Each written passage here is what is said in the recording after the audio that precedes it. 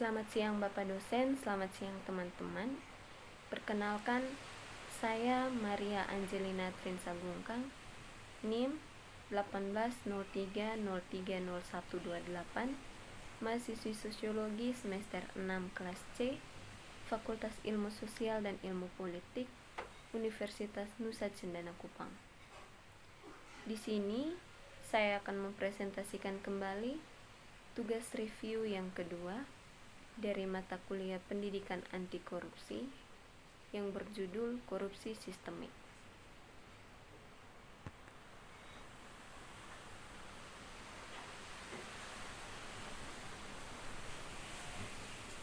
Yang pertama, ada krisis Republik Perwakilan.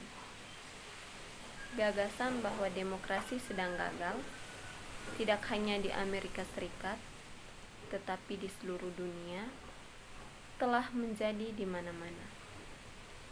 Bahkan, jika itu hanya setelah tahun 2016, pemilihan presiden yang narasi dalam tanda kutip krisis demokrasi menjadi arus utama siklus pembusukan politik yang khas dalam rezim konstitusional kita ini tampaknya telah dimulai pada tahun 1970-an dan 1980-an dengan eksperimen neoliberal pertama yang dipimpin oleh Jenderal Augusto Pinochet di Chili, Margaret Thatcher di United Kingdom, dan Ronald Reagan di Amerika Serikat.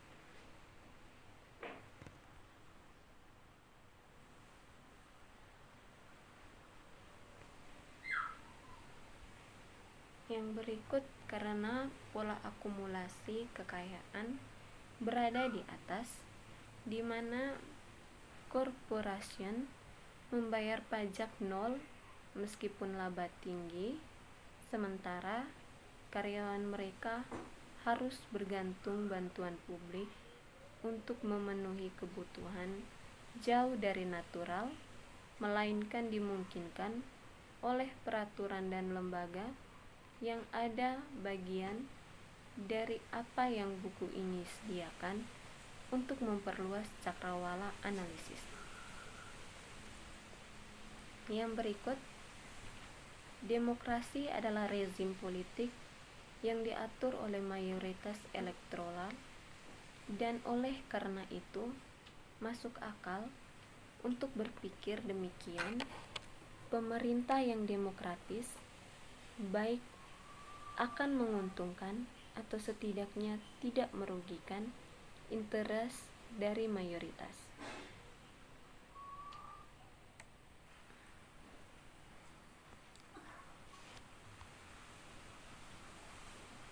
Sebagai tanggapan atas diagnosis politik ini, di mana terjadi krisis demokrasi karena pertumbuhan berlebih dari kekuatan oligarki, mengusulkan untuk mengambil kembali kebijaksanaan institusional dari pengalaman republik masa lalu dengan dominasi oligarki untuk menemukan solusi institusional untuk kerusakan struktural.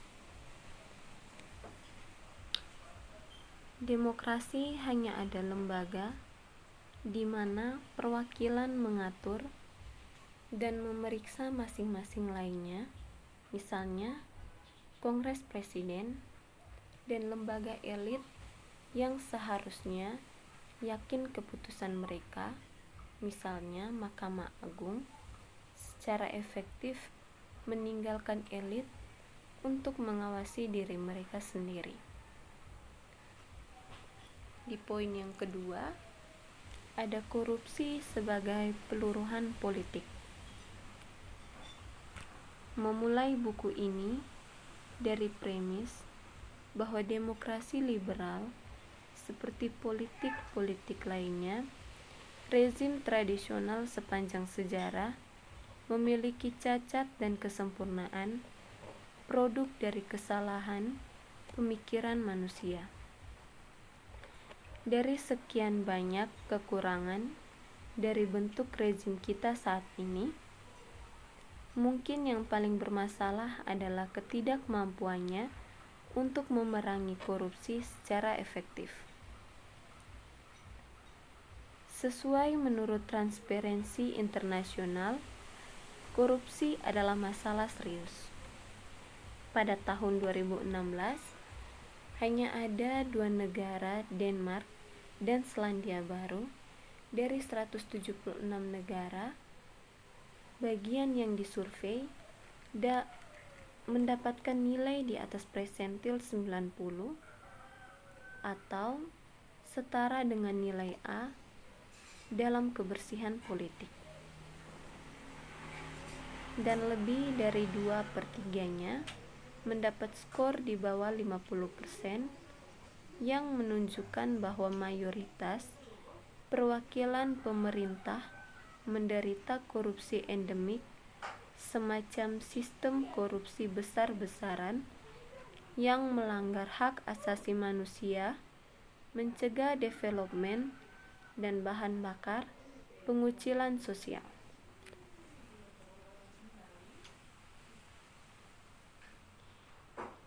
Yang berikut ada korupsi politik sistemik dalam pemikiran kuno. Degradasi moral perempuan dan pemuda, dan perusakan tanaman karena cuaca buruk. Konsep tersebut tampaknya memperoleh makna abstrak yang menentukan di abad ke-6 sebelum Masehi. Konsep teoritis petora pertama kali dikembangkan menurut Aristoteles oleh Thales of Miletus, pendiri mazhab filosofi yang mempelajari unsur-unsur yang tidak dapat diubah di alam, prinsip-prinsip yang ada, yang dihasilkan atau dihancurkan, tetapi bertahan selamanya. Melalui analisis kontekstual, gagasan mereka berikut ini ditunjukkan bahwa sementara bagi Platon, sumber korupsi dalam demokrasi adalah prinsip konstitutif kebebasan yang secara bertahap mengikis hierarki dan aturan. Karena Aristoteles, korupsi muncul dari realisasi penuh prinsip-prinsip bagian yang sama di pemerintahan.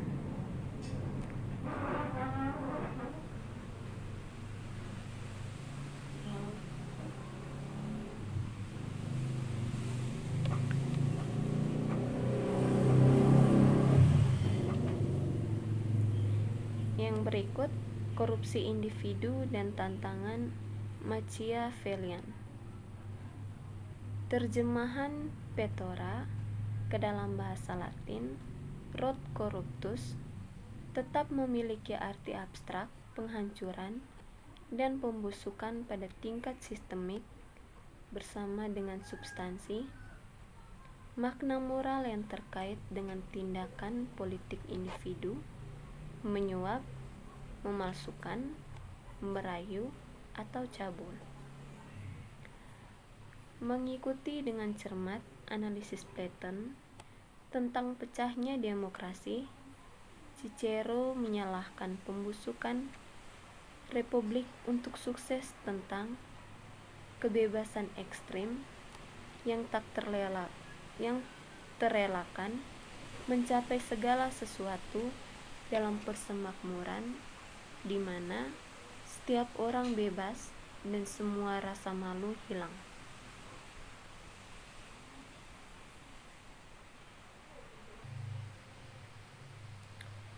Orang ini, makna moral koruptor, dikembangkan lebih lanjut selama abad pertengahan, berbicara tentang sifat berdosa manusia, mengikuti dari dekat Ciceronian warisan.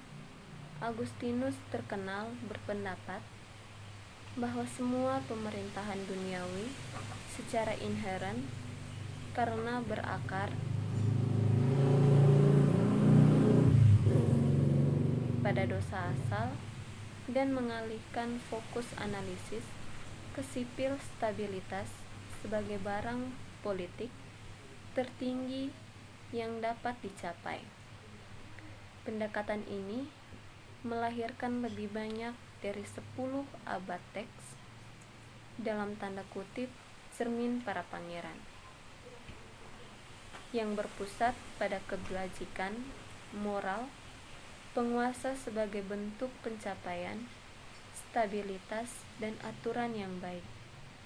Setelah pengenalan kembali Aristoteles ke penyelidikan filosofis di abad ke-17, analisis politik tentang kebajikan dan korupsi bergeser sekali lagi dari kualitas moral para penguasa individu menuju manfaat kelembagaan rezim politik.